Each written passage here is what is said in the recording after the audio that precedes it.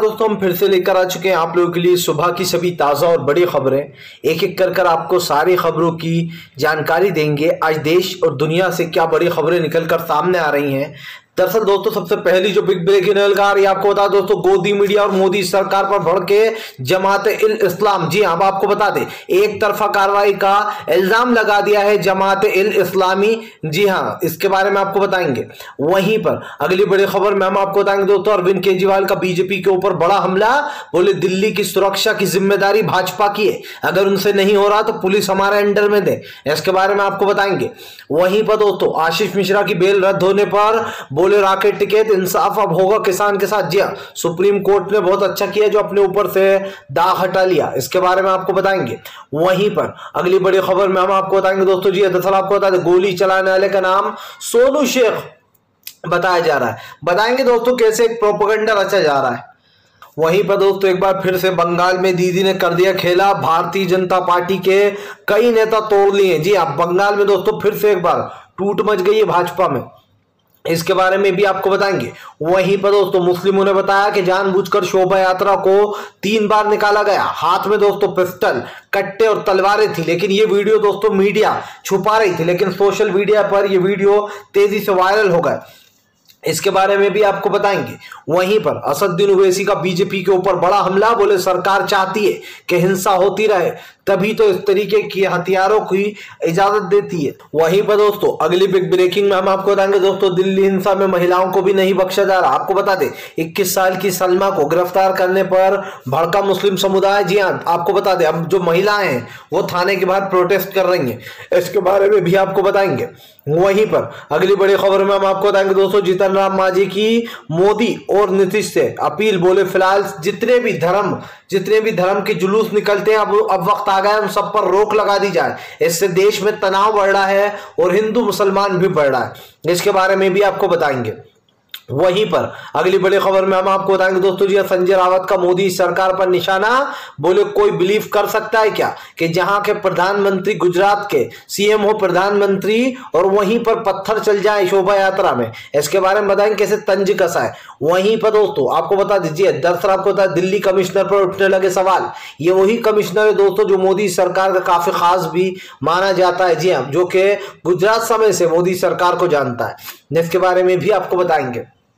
तो सारी खबरें फटाफट अंदाज में देंगे, एक एक कर देंगे, लेकिन फिलहाल चलिए बढ़ते हैं सबसे पहली और सबसे बड़ी खबर की ओर। दरअसल दोस्तों आपको बता दें, मुस्लिम समुदाय का फूटा मोदी सरकार पर गुस्सा। बोले दिल्ली पुलिस कर रही है एक तरफा कार्रवाई, मुसलमानों को चुन चुन कर दोस्तों आरोपी बनाया जा रहा है। आपको बताते चले दोस्तों, एक बार फिर से जो है यहाँ पर जो जहांगीरपुरी में जो हिंसा हुई है दोस्तों, अब उसको लेकर मोदी सरकार पूरी तरीके से घिर गई है। आपको बताते चले दोस्तों, दिल्ली की इस हिंसा को लेकर मोदी सरकार पर जमात-ए-हिंद ने सवाल उठा दी। जमात-ए-हिंद इस्लामी ने दोस्तों सवाल उठा दिए और उनका कहना है कि फिलहाल जिस तरीके से कार्रवाई हो रही है उससे साफ दिखाई दे रहा है कि जो दिल्ली पुलिस है वो एक तरफा कार्रवाई कर रही है, जो मुसलमान है उन पर सख्ती बरती जा रही है, और जो दोस्तों आप समझिए जो दूसरी तरफ से जो लोग थे भगवाधारी, उन लोगों ने जिस तरीके से पत्थर फेंके, मस्जिद पर बोतलें फेंकी, उनके ऊपर कोई कार्रवाई नहीं की जा रही है।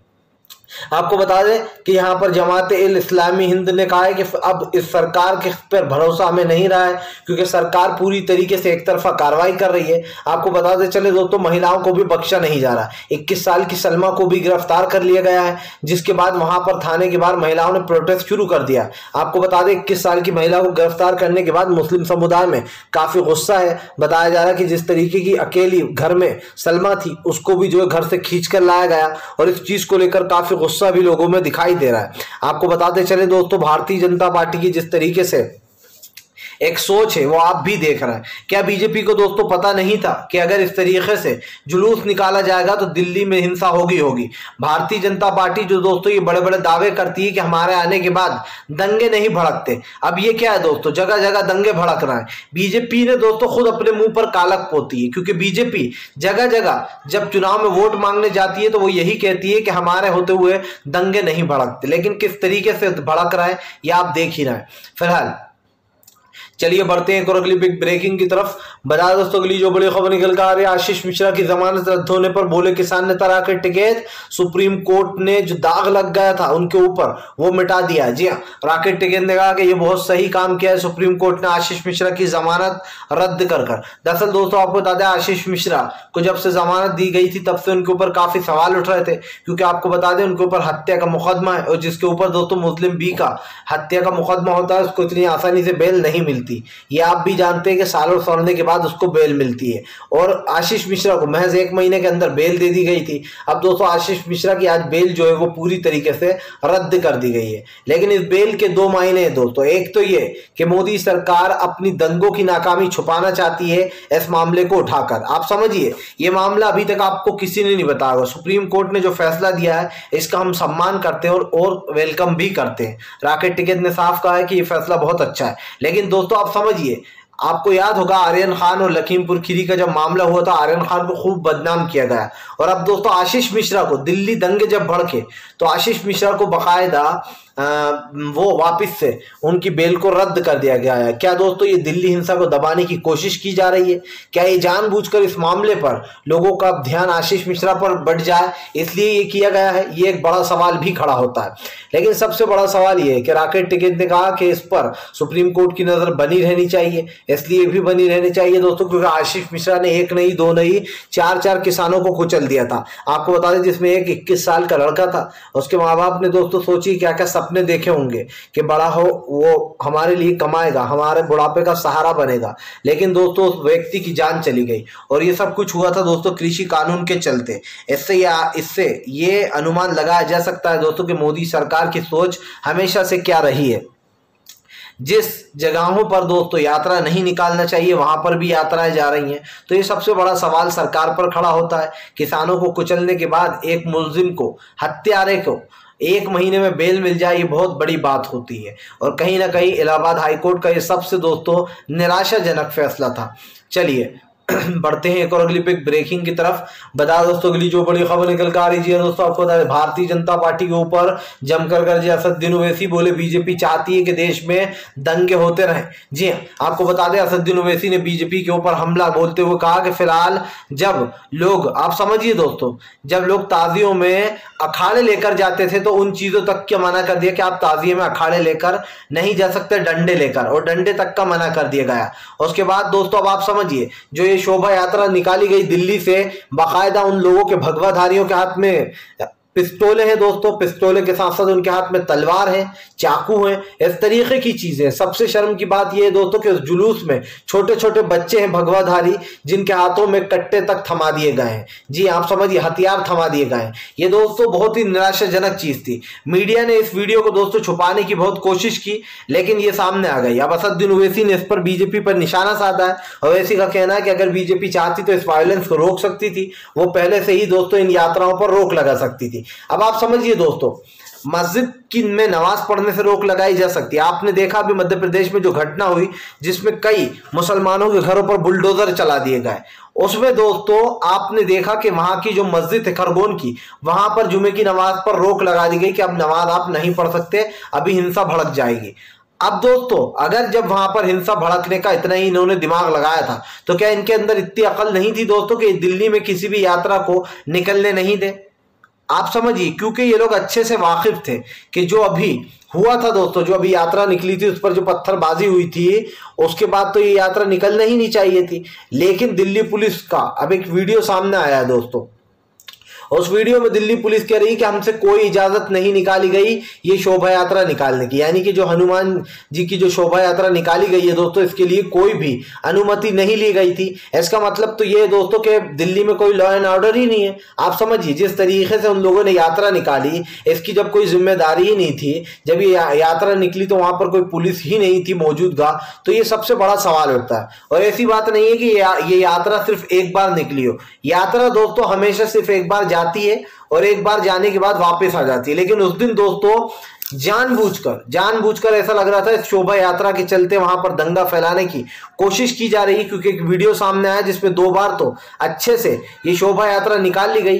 लेकिन जब तीसरी बार दोस्तों ये शोभा यात्रा वहां से निकली तो वहां पर दंगे भड़क गए, क्योंकि मस्जिद के पास जाकर जय श्री राम के नारे लगाने लगे और भगवाधारी कहने लगे कि अगर इंडिया में रहना होगा तो जय श्री राम कहना होगा। जिसके बाद ये वीडियो सोशल मीडिया पर तेजी से वायरल हो गए। इस वीडियो को वायरल होने के बाद दोस्तों मोदी सरकार की पोल खुल गई। ओवैसी ने कहा कि बीजेपी चाहती तो ये सब कुछ रोक सकती थी, लेकिन बीजेपी चाहती ही नहीं कि ये सब कुछ रुके, क्योंकि दोस्तों किस तरीके से सांप्रदायिक रंग घोला जा रहा है हमारे देश में, ये आप अच्छे से देख रहे हैं।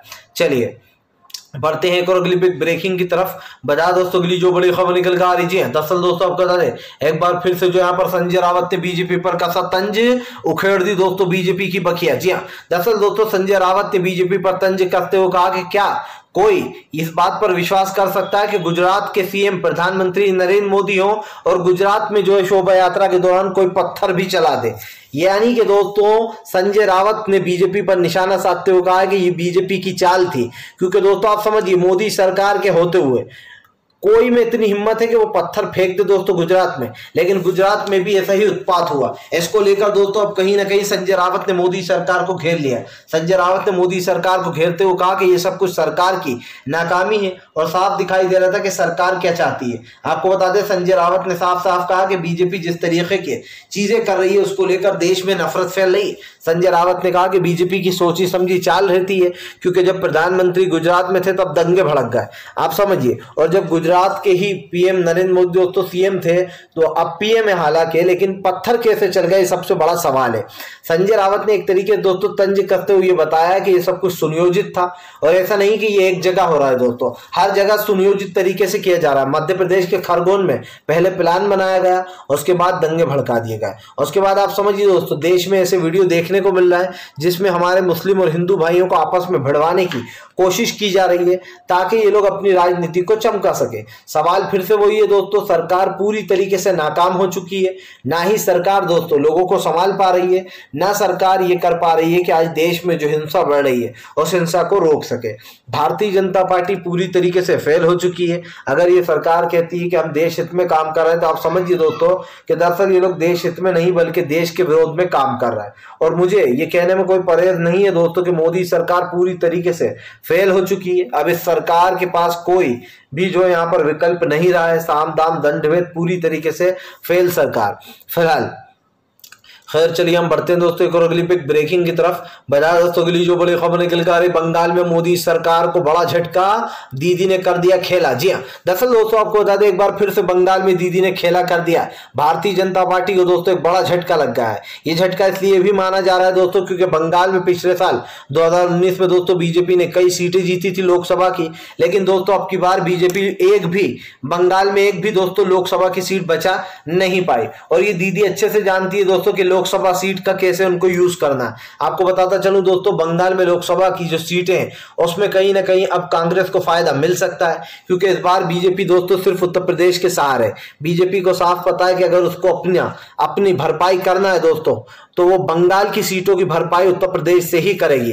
आपको बता दें 2024 के लोकसभा चुनाव के लिए दीदी से अभी ने शुरुआत कर दी है। शत्रुघ्न सिन्हा का कहना है कि अब 2024 में दीदी खेला करेंगी। दरअसल आपको बता दें काफी भारी बहुमत के साथ शत्रुघ्न सिन्हा ने जीत हासिल की है। उन्होंने आपको बता दें अग्निहोत्री पोल को हराकर जो है यहाँ पर 3 लाख से अधिक वोटों से हराकर दोस्तों उन्होंने बड़ी जीत हासिल की है। ऐसे साफ दिखाई दे रहा है दोस्तों कि शत्रुघ्न सिन्हा को उतारना ममता बनर्जी का मास्टर स्ट्रोक माना जा रहा है, क्योंकि वहां पर शत्रुघ्न सिन्हा को 3 लाख से भी अधिक वोटों से हराया है शत्रुघ्न सिन्हा बीजेपी के प्रत्याशी को। इससे साफ दिखाई दे रहा है दोस्तों कि अब की बार जो खास कर बंगाल है वहां से लोकसभा में बीजेपी को कोई फायदा नहीं मिलने वाला है, क्योंकि लोकसभा की एक सीट दीदी ने उड़ा दी है। यह साफ दिखाई दे रहा है दोस्तों कि अब लोकसभा जब चुनाव आएंगे तो कहीं ना कहीं दीदी कांग्रेस को अपना समर्थन दे सकती हैं, यानी कि कांग्रेस को फायदा होगा। और ये बात तो साफ है कि दोस्तों प्रशांत किशोर ने इस वक्त बीजेपी और कहीं ना कहीं कांग्रेस और टीएमसी में एक सेंधमारी करी है, और इसलिए भी करी है क्योंकि प्रशांत किशोर का कुछ और ही प्लान चल रहा है दोस्तों। 2024 को लेकर प्रशांत किशोर ने कांग्रेस को 273 सीटों पर फोकस करने को कह दिया। और दोस्तों अगर 273 सीट पर कांग्रेस फोकस करती है तो कांग्रेस की सरकार बन जाएगी और भाजपा का सफाया तय है। चलिए बढ़ते हैं एक और अगली बिग ब्रेकिंग की तरफ। बता दोस्तों अगली जो बड़ी खबर निकल कर आ रही है, आपको बता दें दोस्तों, जमाते इस्लामी हिंद दोस्तों आपको बता दें सुप्रीम कोर्ट पहुंच गए। जी हाँ, दरअसल आपको बता दें खरगोन में जो लोगों के घरों के ऊपर बुलडोजर चलाया जा रहा है, और खरगोन के अलावा भी दोस्तों जहां जहां बुलडोजर चलाए जा रहे हैं, ये कहकर के इस पर आरोप है, ये आरोपी है, यानी कि दोस्तों आरोप अभी सिद्ध भी नहीं हुआ, सिर्फ आरोपी बना देने से दोस्तों कोई आरोपी नहीं हो जाता। ये आप भी समझते हैं कि पुलिस वाले दोस्तों कई बार तो पैसा खाकर ही लोगों को, बेगुनाह लोगों को आरोपी बना देते हैं, और यही कारण है दोस्तों जो अब इस पर जमाते इस्लाम हिंद जो है दोस्तों वो सुप्रीम कोर्ट पहुंच गए। उनका साफ कहना है कि फिलहाल जिस तरीके से ये कार्रवाई की जा रही है लोकतंत्र के खिलाफ है, ये दोस्तों कानून के खिलाफ है, और इसको तुरंत रोका जाए। आपको बता दें जमाते इस्लामी हिंद ने कहा है कि फिलहाल मुस्लिम और हिंदू भाइयों में भेदभाव किया जा रहा है, मुसलमानों को देख देख कर उनके घरों पर बुलडोजर चलाया जा रहा है। आपको बताएं दोस्तों ये जो बुलडोजर वाला ट्रेन चलाया है, ये जो यूपी के योगी आदित्यनाथ है उनके द्वारा चलाया गया है। अब आप समझिए यूपी का योगी आदित्यनाथ का जो जंगल राज है उसको जंगल राज कहा जाता है, लेकिन आप समझिए वही की वो कहानी मामा शिवराज भी गढ़ना है, और यही कारण है जो अब जमात इस्लाम हिंद जो है वो सुप्रीम कोर्ट पहुंच चुके हैं। उन्होंने एक याचिका दायर की है, उस याचिका में उन्होंने साफ कहा है कि फिलहाल जिस तरीके से यह गैर संवैधानिक तरीके से बुलडोजर चलाए जा रहे हैं, ये तक प्रसिद्ध नहीं हुआ है कि आप समझिए दोस्तों लोग दोषी हैं और बुलडोजर चलाए जा रहा है, इस पर रोक लगाई जाए। अब दोस्तों सुप्रीम कोर्ट में एक याचिका दायर हो चुकी है, और जमात इस्लाम हिंद ने साफ साफ कहा है कि फिलहाल जल्द से जल्द इस पर कार्रवाई की जाए और इस बुलडोजर को रोका जाए। दोस्तों ये होना भी चाहिए, क्योंकि जाहिर सी बात है कल को कोई आपसे जलता है और आपको जो यहाँ पर कोई मुल्जिम बना दे तो समझिए आपके घर पर बुलडोजर चल जाएगा, क्योंकि जिस तरीके से बीजेपी कार्रवाई कर रही है वो लोकतंत्र के हिसाब से तो कुछ नहीं कर रही है, लोकतंत्र को की धज्जियां उड़ाकर दोस्तों काम किया जा रहा है। और इस बात को झुटलाया नहीं जा सकता कि लोकतंत्र को पूरी तरीके से दोस्तों बीजेपी ने कमजोर कर दिया है, और अगर लोकतंत्र को बचाना है दोस्तों तो आपको बीजेपी को हराना ही होगा। इस देश में अगर दोस्तों अब आपको एक ये कह सकते हैं हम लोग कि अगर आपको एक सही इंसाफ परस्त देश चाहिए तो आपको कहीं ना कहीं बीजेपी को सत्ता से बाहर करना होगा। और इस बार 2024 का चुनाव इसलिए भी महत्वपूर्ण हो जाता है दोस्तों क्योंकि लोकतंत्र को बचाने का आखिरी मौका है। आप समझिए 10 साल में बीजेपी ने इस देश को पूरी तरीके से बर्बाद करने का काम किया है। अगर आप अभी भी इस सरकार का सपोर्ट करते हैं तो आपसे बड़ा मूर्ख और कोई नहीं हो सकता है। फिलहाल चलिए बढ़ते हैं अगली बिग ब्रेकिंग की तरफ। बता दोस्तों अगली जो बड़ी खबर निकल कर आ रही है दोस्तों, मोदी सरकार, मोदी और शाह चुप क्यों है, आखिरकार अब इस दंगे की जवाबदेही किसके सर है। दरअसल दोस्तों जैसे ही दंगे फैले देश में वैसे ही मोदी और शाह ऐसे गायब होगा जैसे गधे के सर से सींग। अब आपको दोस्तों प्रधानमंत्री नरेंद्र मोदी और गृह मंत्री अमित शाह कहीं भी नजर नहीं आ रहा है, ना वो कोई इंटरव्यू दे रहे हैं ना ही वो कहीं पर जा रहा है, यानी कि छुप कर बैठ गए। दोस्तों जब जब देश में ऐसी घटनाएं होती हैं नरेंद्र मोदी और गृह मंत्री अमित शाह ये दोनों सबसे पहले कोना पकड़ लेते हैं, क्योंकि दोस्तों अगर कुछ गलत किया होगा तो जाहिर सी बात है तभी कोना पकड़ना है। और इससे साबित होता है दोस्तों कि मोदी और गृह मंत्री अमित शाह ये दोनों तड़ी पार हो गए इस वक्त, इसलिए हो गए दोस्तों क्योंकि आप समझिए कि दोनों के दोनों गायब हैं। एक भी न ट्वीट आया अब तक इनका, ना ही इन्होंने कोई प्रतिक्रिया दी। जो देश में दंगे फैले इसको लेकर दोनों के दोनों चुप बैठे। अब गृह मंत्री अमित शाह से पूछिए कि चश्मा लेकर भी ढूंढते हैं तो बाहुबली और दंगाई नहीं दिखते हैं। अब गृह मंत्री अमित शाह को साफ साफ दंगाई दिखेंगे, वो भी बिना चश्मे के, और वो भी दोस्तों हाथों में भाले लिए हुए, तलवारें लिए हुए, कट्टे लिए हुए और भगवा रंग के कपड़े पहने हुए। आप समझ लीजिए भले ये लोग मुसलमानों को दोस्तों आरोपी बना दे, लेकिन ये बात सच है कि ना ही उसमें हमारे हिंदू भाई इन्वॉल्व है ना ही हमारे मुस्लिम भाई इन्वॉल्व है। दोस्तों दरअसल ये जिन लोगों ने दंगे फैलाए ये बीजेपी और आरएसएस के लोग हैं और दोस्तों बजरंग दल के लोग हैं, इनके ऊपर कार्रवाई होनी चाहिए।